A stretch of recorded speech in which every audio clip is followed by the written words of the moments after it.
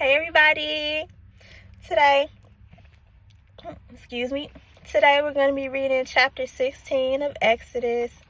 And after I get done reading scripture, I'm going to explain, what I think about it, how I feel about it. And I'm not an expert in scripture at all, so please do not lean on my understanding, but trust in the Lord for understanding and guidance. And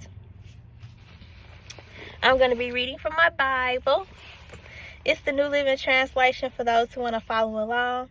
And please forgive me if I mispronounce any names, places, people, and things like that.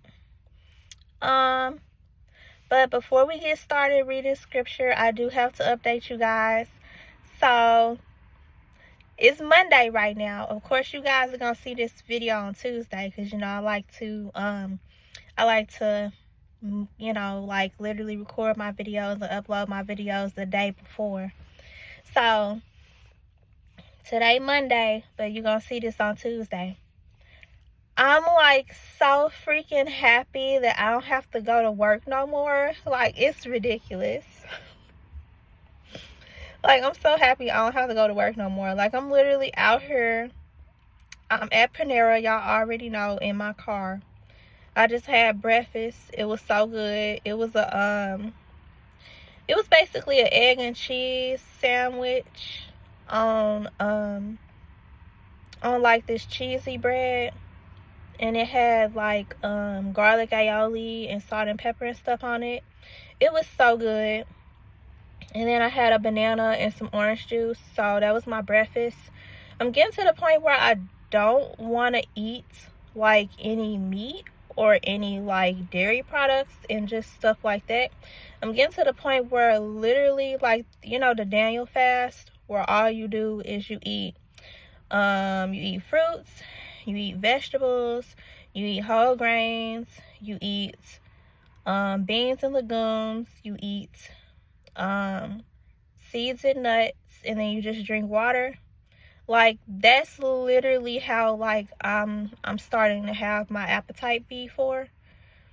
All I want to do is just fruit and water in the morning for breakfast now, and I just want to do some type of vegetables for my lunch, whether it be broccoli and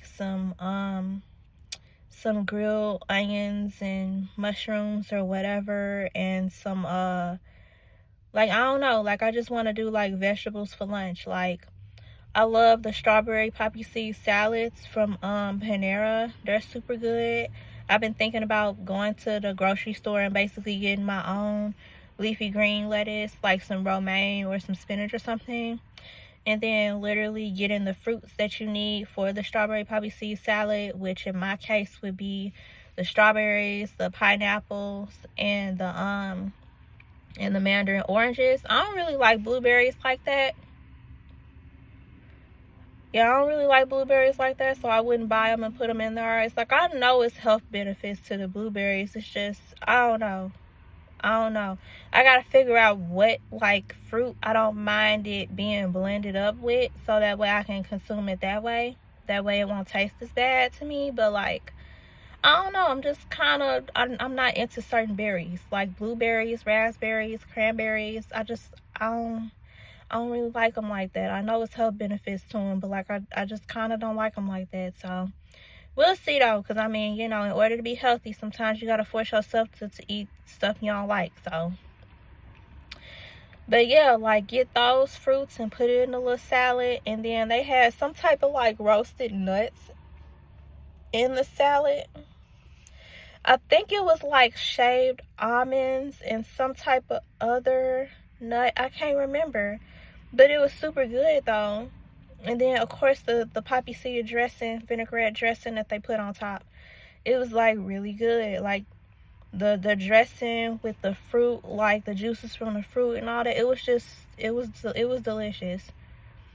And ever since I had one here at Panera, I've never bought one again from Panera, because I'm I can just go to the store and literally make my own.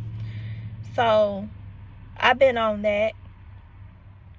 And then it's this like spinach Dijon salad that they sell at Walmart. It's got spinach in it with eggs, Kobe Jack, and some type of other cheese. Then it's got the roasted nuts and stuff like that. And then it's got the little like Asian like the crunchy little straw things or whatever. And then it comes with its own vinaigrette as well. It's sort of like a what type of vinaigrette was that?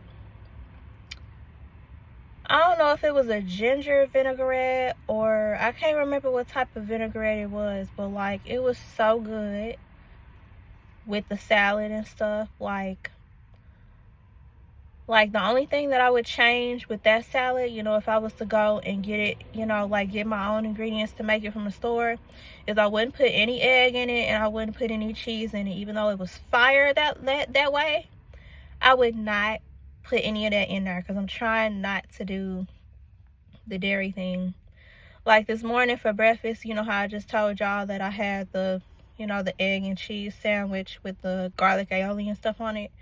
Like, it was fire, don't get me wrong, it was delicious, but like I just kind of like, as I was eating it, it was like, yeah, it's good, but it's like I just kind of didn't want that, you know. It's like I didn't want it.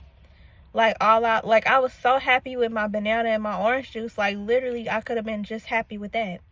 But like the sandwich, it was like kind of didn't want that, you know. Like my eating habits are changing. Like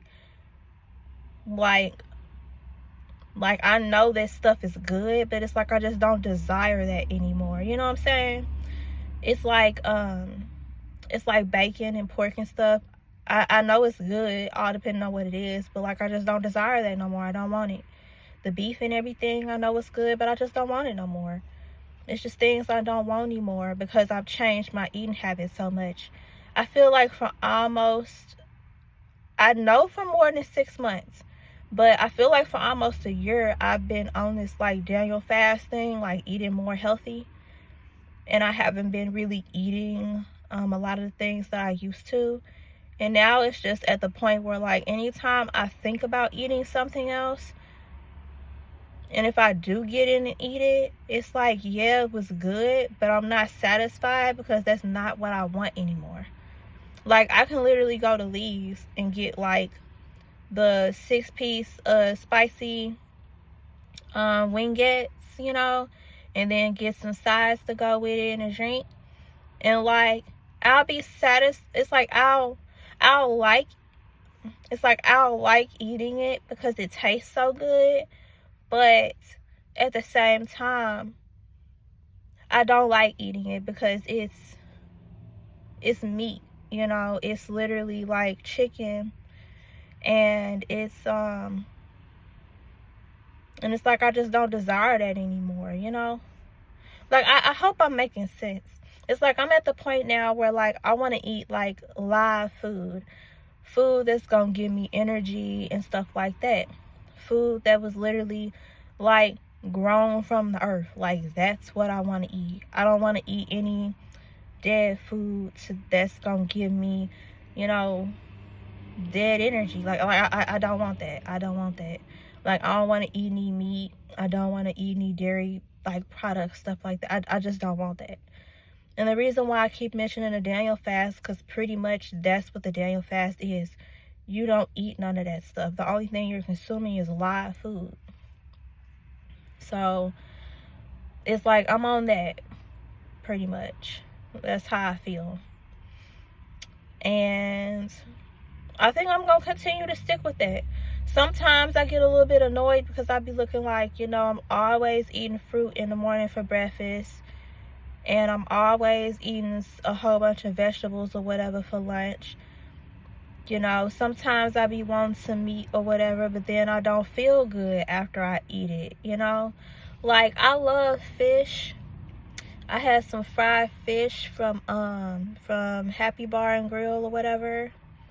And like, it was delicious, don't get me wrong. It was so good. But at the same time, I'm looking like it's fish, it's dead food, it's dead energy. Like it's, you know, it ain't doing nothing for me, you know. Like, where's the health benefits or whatever? I mean, I know it's health benefits from eating fish, but you know, I don't know. Like, I just want to eat differently. So if y'all have any suggestions on like what type of like vegan, I guess, meals that I can make, you know, for myself, you know, that I can eat, you know, it'd be really appreciated. Like, I saw on TikTok some about like a chickpea salad and stuff. Like I don't know, like, just, you know, just some different things that I can make for myself that I can eat, you know. Because, like, I don't want to be one of them people that just eat salads for lunch, you know. Like, I want, like diverse, you know, like a versatile, you know, menu for lunch, you know. Like, I want to be able to eat different things, you know. Like, I'm pretty sure that being vegan doesn't always have to be, you know, like, you know, what America always, you know, depicted as, you know, salad eating people. Like, I'm pretty sure it's more, I'm pretty sure it's better than that. I'm pretty sure it's more, you know, more advanced than that. So if y'all got any suggestions, I really appreciate it. And let me see, what else. Oh, my portable fan came today, guys. It came today. I'm gonna switch the camera around. Hold on, can I don't know if I can. I'm not gonna worry about switching the camera around. Hold on, I'm just gonna grab it real quick and show y'all my little fan. I got it clicked onto the sun visor, but here it is. It came. I love it so much. I take this little clip up here and I click it onto the sun visor, and then this fan, this is the power button right here. So you click it on, like you press it and hold it in order to cut it on. And then you see that number 1. The number 1, like, that's the lowest like fan speed. And then as you can see, the 75%. My fan is on 75% right now. I just opened this up out of the box, and it was already 80%, you know, charged. So I was playing with the fan speeds and stuff, and that's why it's on 75%, but now it's on 74%. And this fan, it can be charged up. I got this off a TikTok shop. I love it so much. Like, the air is so cool. Like, I'm so freaking happy about this. And the top speed that it goes to is 100. I can show y'all real quick. So all I do is just click this power button once. Now the fan speed is on 25, as y'all can see. And then I click it again. Now the speed is on 50. You hear how loud it is? I click it again. It's on, fan speed is 75 now. And it's like, it's blowing cool air. Like, I'm so freaking happy. And then now the fan speed is on 100. This is the fastest that it could go. But you can see that, hold on. Okay, I just cut it off. So you can see that as the speed was like going faster, like as the fan was going faster, the percentage for the, you know, for the charge was going down, like a lot quicker. The faster the fan speed you have, the quicker your charge goes down, and the shorter amount of time that the fan you know, actually stay on. I think on the lowest speed, you can the fan will end up working for like 5 or more hours. But I think on like the fastest speed, the fan will end up working for like 2 hours or less, you know? So, you know, you just really have to pay attention to how, you know, how fast or whatever you want your fan to go. But I just have it on my sun visor up here. I could probably turn my camera around and show y'all real quick. So, see, I just got it on my sun visor right here. That's all. And I got it pointed towards me. So, I don't have it on right now because it's like, what time is it? I'm going to say it's going on 8 o'clock in the morning, and it's like in the 70s or whatever right now. Probably lower than that. But it's, excuse me, it's super cool out here already. So I don't have to have it on. But, you know, when I am in my car and it's like later in the day and it's super hot outside, I'll have my fan. So, and I'm still waiting on my refund money from school. You know, I think the next time I'll talk to y'all about that is when I actually get the money. And then I'll let y'all know about, you know, when I'm gonna go and get my air conditioning thing fixed in my car. Because I know that in order for me to get it fixed, I'm gonna have to drop my car off and leave it with them so they can fix it. So I'll let y'all know about that when I get my money and when I schedule the appointment. So I'll update y'all about that soon. And let me see what else. Oh, I'm taking a summer class. Well, I've been taking a summer class. My last 2 classes is this week, so Friday and Saturday. Them the last 2 days that I have to, you know, attend this summer class. We only been going 2 times, you know, for the past like 3 months. So for June, July, and now August, you know. So we only, you know, went 2 times. So altogether 6 times we went. And it's been really cool. I've been learning how to diagnose people and stuff. It's been cool. I'm doing good with the homework and everything. I got homework to do after this. Basically, I just read a case study of a client, and then I got to diagnose them, you know, like, you know, on their illness or whatever. So I've been doing good with it, but you know, I'm good at school, but you know, it's like when you get out there in the field and actually start working with people, you know, it's a whole different ball game. So, you know, we'll see. But still in school. And we'll see where the Lord take me, honestly, because I'm excited about what he has planned next. I know something big is going to happen in August, so I'll keep y'all posted. I don't know what it is yet, but I just feel it. I just feel it. Like in my spirit. Like I know something going to happen. But we'll see. We'll see. So let me see. I updated y'all on the fan, which I'm super happy I got. The store. That's about it. I mean, I can't reveal everything to y'all. So, you know. Oh, my drawings. I will have a drawing posted for Sunday.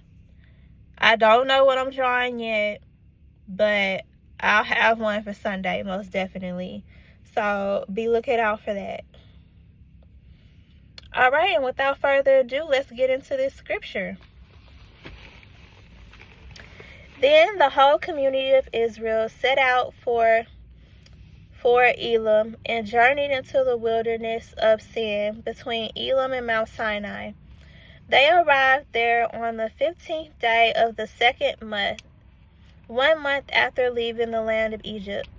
There too the whole community of Israel complained about Moses and Aaron. If only the Lord had killed us back in Egypt, they moaned. There we sat around pots filled with meat and ate all the bread we wanted. But now you have brought us into this wilderness to starve us all to death." Then the Lord said to Moses, "Look, I'm going to rain down food from heaven for you. Each day the people can go out and pick up as much food as they need for that day. I will test them in this to see whether or not they will follow my instructions. On the sixth day, they will gather food, and when they prepare it, it will be twice as much as usual." So Moses and Aaron said to all the people of Israel, "By evening you will realize it was the Lord who brought you out of the land of Egypt. In the morning you will see the glory of the Lord, because he has heard your complaints, which are against him, not against us. What have we done that you should complain about us?" Then Moses added, "The Lord will send you meat to eat in the evening and bread to satisfy you in the morning, for he has heard all your complaints against him. What have we done? Yes, your complaints are against the Lord, not against us." Then Moses said to Aaron, "Announce this to the entire community of Israel. Present yourselves before the Lord, for he has heard your complaining." And as Aaron spoke to the whole community of Israel, they looked out towards the wilderness. There they could see the awesome glory of the Lord in the clouds. Then the Lord said to Moses, "I have heard the Israelites' complaints. Now tell them, in the evening you will have meat to eat, in the morning you will have all the bread you want. Then you will know that I am the Lord your God." That evening vast number of quail flew in and covered the camp. And the next morning the area around the camp was wet with dew. When the dew evaporated, a flaky substance as fine as frost blanketed the ground. The Israelites were puzzled when they saw it. "What is it?" they asked each other. They had no idea what it was. And Moses told them, "This is the food the Lord has given you to eat. These are the Lord's instructions. Each household should gather as much as it needs. Pick 2 quarts for each person in your tent." Pick up 2 quarts for each person in your tent. So the people of Israel did as they were told. Some gathered a lot, some only a little. But when they measured it out, everyone had just enough. Those who gathered a lot had nothing left over, and those who gathered only a little had enough. Each family had just what it needed. Then Moses told them, "Do not keep any of it until morning." But some of them didn't listen and kept some of it till morning. But by then it was full of maggots and had a terrible smell. Moses was very angry with them. After this, the people gathered the food morning by morning, each family according to its need. And as the sun became hot, the flakes they had not picked up melted and disappeared. On the 6th day, they gathered twice as much as usual, 4 quarts for each person instead of 2. Then all the leaders of the community came and asked Moses for an explanation. He told them, "This is what the Lord commanded. Tomorrow will be a day of complete rest, a holy Sabbath day, set apart for the Lord. So bake or boil as much as you want today, and set aside what is left for tomorrow."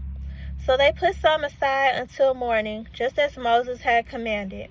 And in the morning the leftover food was wholesome and good, without maggots or odor. Moses said, "Eat this food today, for today is a Sabbath day dedicated to the Lord. There will be no food on the ground today.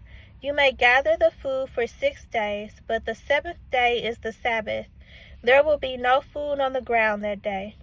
Some of the people went out anyway on the 7th day, but they found no food. The Lord asked Moses, How long will these people refuse to obey my commands and instructions? They must realize that the Sabbath is the Lord's gift to you.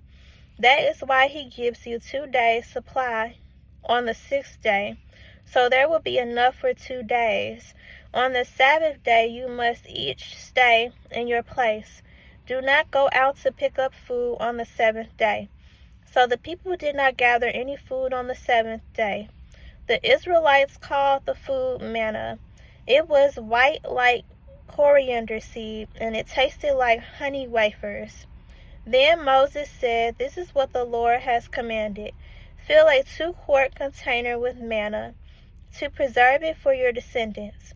Then later generations will be able to see the food I gave you in the wilderness when I set you free from Egypt." Moses said to Aaron, "Get a jar and fill it with 2 quarts of manna. Then put in it a sacred place before the Lord to preserve it for all future generations." Aaron did just as the Lord had commanded Moses. He eventually placed it in the Ark of the Covenant, in front of the stone tablets inscribed with the terms of the covenant. So the people of Israel ate manna for 40 years until they arrived at the land where they would settle. They ate manna until they came to the border of the land of Canaan. The container used to measure the manna was an omer, which was 1/10 of an ephah. It held about 2 quarts. Thus ends the reading of chapter 16 of Exodus. So, I love this part of the story because basically the Israelites was complaining again, about not having no food, nothing to drink, always complaining. And of course, the Lord, always hearing his children's prayers and stuff, he heard their prayers, and he provided them with what they needed, their food. So he provided them with quail, that's like a bird, some type of bird, as their meat, And then he provided them with the, manna, the flaky bread, like substance, for them to eat. So they ate the manna in the morning and the quail in the, evening and stuff. So the manna was it tasted like honey, but it was healthy, of course. And then it was, made by literally God himself. So, I'm pretty sure that the manna was I don't know what type of nutritional value it would have had, but I'm pretty sure it would have had some, because it was made by God himself, and he expected his children to eat that in the morning. So, I know that it probably provided energy, focus, kept them calm and stuff, because they had to eat that daily. So, and it had to provide them with energy and stuff, because that was their food every morning. It was made fresh daily, because the Lord, literally had it, come down from the sky, or materialize on the ground, however he did it. But he made that fresh daily. And then I love how I think it appeared it's little small wafers, basically bite-sized food, bite-sized bread. It sort of reminds me of those little those little flat bread chips, made without yeast, that you can get from the store, from Walmart. They call nan dippers or whatever. It remind me of that, pretty much, is what I'm picturing. I could be wrong, but so they eat that in the morning, and then they eat the quail in the evening. And I think that that's super cool, that the Lord, always hears our prayers, and he always provides us with what we need. That's what I always pray to him for anyway, that he provides all his children with what they need, you know, and that he saves the lost, you know, the unsaved and stuff. But yeah, I absolutely love that. And then, of course, it's some Israelites that it's going to always be somebody who don't follow instructions and who don't listen, you know. Like the Lord said not to, you know, leave any food, you know, not to have no leftovers, basically, for those 6 days. So let's say Sunday through Friday, you know, because let's consider Saturday as Sabbath day. Like Sunday through Friday, them 6 days, he said, you know, you're supposed to gather up this food in the morning, you know, gather up this manna in the morning, but don't leave none left over, you know, like for the next day or whatever. Like, you need to eat all of it to, you know, those days. Well, on those 5 days, because on the 6th day, they had to gather up twice as much, you know, food, because they couldn't, it wasn't gonna be any food for them in the morning on the 7th day, because that's the Sabbath day. So like the 5 days, he was like, basically the food you collect, you need to eat it, because you know, it ain't gonna be no good if you know, try and save some for the next day, you know.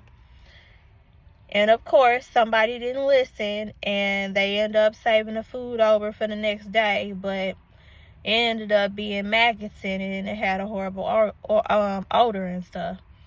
But I know that everything happens for a reason, because if they didn't be disobedient, then, you know, then we never would have known, you know, how the food would have turned out, you know, if you left it over the next day. So, but that's how you know it was some fresh, healthy food that the Lord was giving them, for it to only last a day, you know, for it to only be fresh for the, you know, for that day, and you literally had to eat it that day.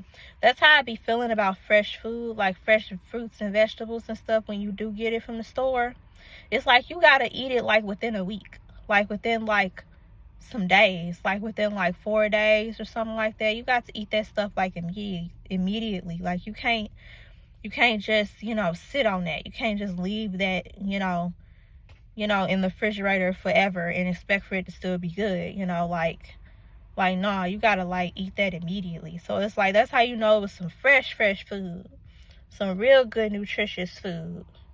So, but yep, the Israelites didn't, they ain't listen. Well, at least some of them anyway. And then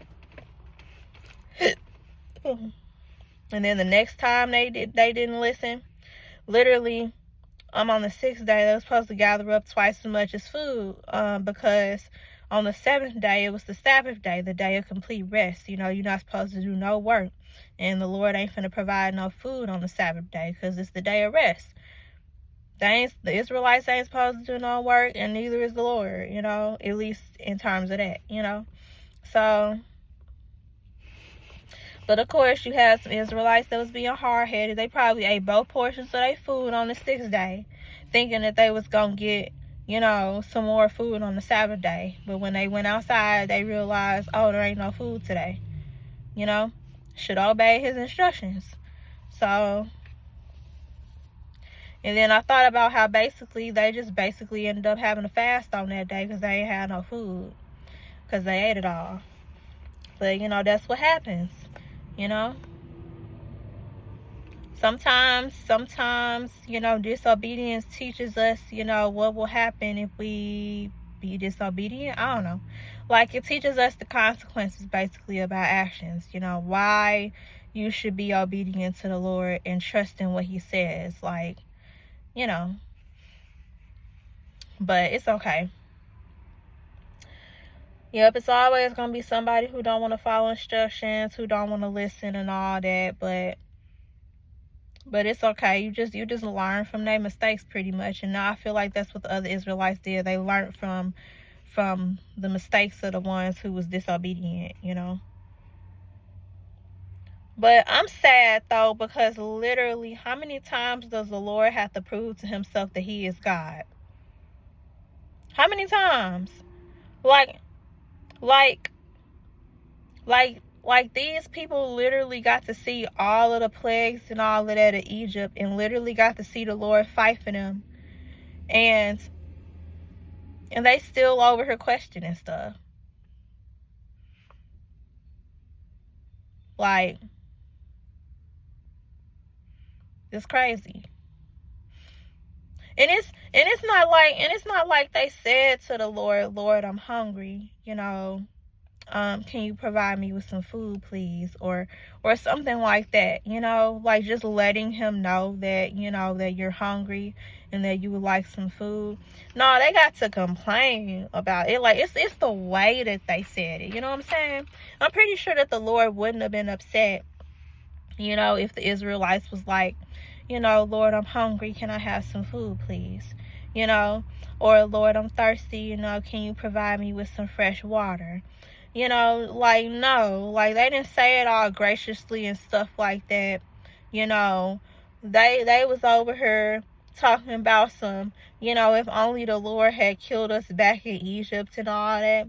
Talking about somehow back in Egypt, back in the land of their slavery and stuff and misery and all that, they had all the meat and bread and stuff that they wanted. But now you done brought us out here into the wilderness to starve us to death. Like, it's the way they said it.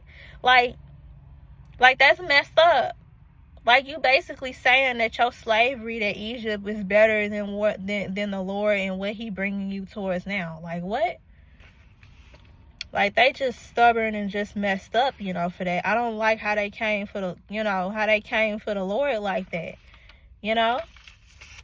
If you hungry, all you got to do is just tell your father, Lord, I'm hungry. Can I have something to eat?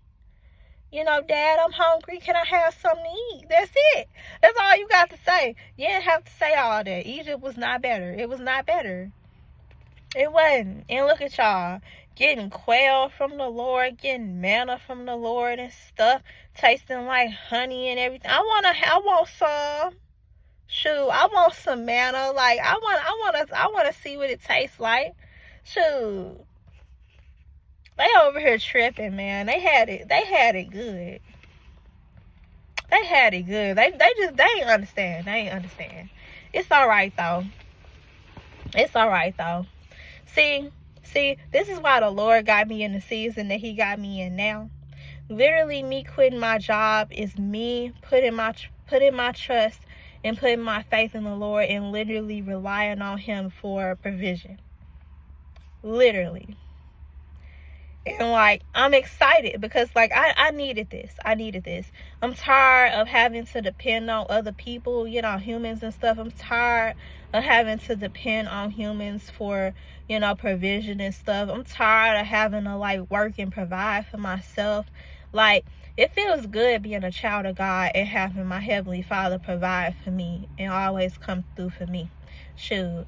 I'm tired of having to be an adult and having to figure everything out and stuff. I love being a child of God, and he got a plan for me, and I just follow his plan, and he provides for me. Like, I do my job and he do his job. We have a wonderful relationship. I'm so glad that my plans is his plans. Like, it just feels so good. Like, it's freeing. Like, it's literally a weight lifted off my shoulders. Like, I ain't got to go through this alone. Like, I got somebody who loves me and who cares for me and who knows me better than I know myself and who always got my back. And I just love the Lord so much.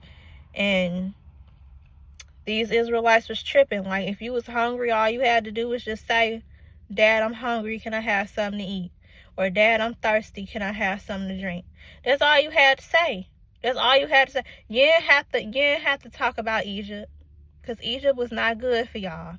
Y'all, for 400, I don't know how many years they was in slavery. I don't know why I keep thinking about 400 years. But, y'all for a long time was crying out to the Lord, asking for deliverance and stuff. And he finally delivered y'all. Y'all want to complain, talking about some Egypt was better? What? Y'all tripping. Y'all tripping. But it's alright though. It's okay. It's alright. But anyway, that's all I got to say about this chapter. Oh, and like always, I love how the Lord gives clear instructions. I do. Moses was a very lucky man to have had talked to God and be able to hear his voice clearly, and for him to get them clear, detailed instructions from the Lord. Like very, very blessed. A very blessed man. And I love Exodus so much. I love reading Exodus so much. One of my favorites. So I'm enjoying this. I don't know if y'all enjoying this or not, but I am. All right. On Wednesday, we're going to be reading chapter 17. So I will see y'all later. Thanks for listening. I love you. Jesus loves you. And have a blessed day. Bye.